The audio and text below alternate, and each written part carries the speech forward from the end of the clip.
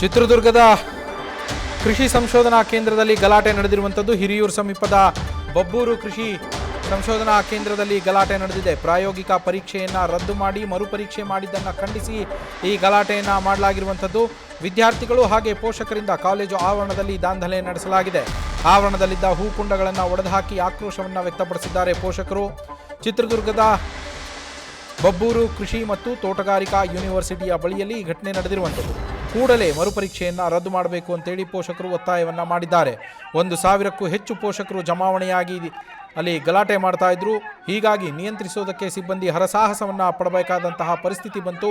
ಸ್ಥಳಕ್ಕೆ ಹೆಚ್ಚುವರಿ ಪೊಲೀಸ್ ವರಿಷ್ಠಾಧಿಕಾರಿ ಡಾಕ್ಟರ್ ಶಿವಕುಮಾರ್ ಅವರು ಭೇಟಿ ನೀಡಿ ಪೋಷಕರ ಮನವೊಲಿಸೋದಕ್ಕೆ ಯತ್ನಿಸಿದರು. ಆದರೂ ಅದು ಸಾಧ್ಯವಾಗಿಲ್ಲ. ದೃಶ್ಯಗಳನ್ನು ಗಮನಿಸ್ತಾ ಇದ್ದೀರಾ. ಕೃಷಿ ವಿವಿಯ ಬಳಿ ನಡೆದಿರುವಂತಹ ಗಲಾಟೆ ಇದು. ಮರುಪರೀಕ್ಷೆ ನಡೆಸಿದ್ದಕ್ಕೋಸ್ಕರ ಪ್ರಾಯೋಗಿಕ ಪರೀಕ್ಷೆಗಳನ್ನು ರದ್ದು ಮಾಡಿ ಮರುಪರೀಕ್ಷೆ ಮಾಡಿದ್ದನ್ನು ಖಂಡಿಸಿ ಈ ಪ್ರತಿಭಟನೆಯನ್ನು ವಿದ್ಯಾರ್ಥಿಗಳ ಪೋಷಕರು ಮಾಡ್ತಾ ಇರುವಂಥದ್ದು. 1,000ಕ್ಕೂ ಹೆಚ್ಚು ಜನ ಪೋಷಕರು ಅಲ್ಲಿ ಜಮಾವಣೆಯಾಗಿದ್ದರು, ವಿದ್ಯಾರ್ಥಿಗಳು ಜಮಾವಣೆಯಾಗಿದ್ದರು. ಮರುಪರೀಕ್ಷೆಯನ್ನು ರದ್ದು ಮಾಡಬೇಕು, ಈ ಕೂಡಲೇ ರದ್ದು ಮಾಡಬೇಕು ಅಂತೇಳಿ ಅವರು ಆಗ್ರಹವನ್ನು ವ್ಯಕ್ತಪಡಿಸಿರುವಂಥದ್ದು.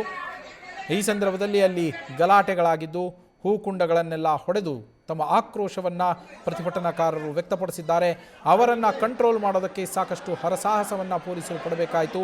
ಕಡೆಗೆ ಹೆಚ್ಚುವರಿ ಪೊಲೀಸ್ ವರಿಷ್ಠಾಧಿಕಾರಿಗಳಾಗಿರುವಂತಹ ಡಾಕ್ಟರ್ ಶಿವಕುಮಾರ್ ಅವರು ಘಟನಾ ಸ್ಥಳಕ್ಕೆ ಭೇಟಿ ನೀಡಿ ಪೋಷಕರ ಮನವೊಲಿಕೆಗೆ ಪ್ರಯತ್ನವನ್ನು ನಡೆಸಿದರೂ ಕೂಡ ಅದು ಇನ್ನೂ ಸಫಲವಾಗಿಲ್ಲ ಅನ್ನೋ ಮಾಹಿತಿ ಇದೆ.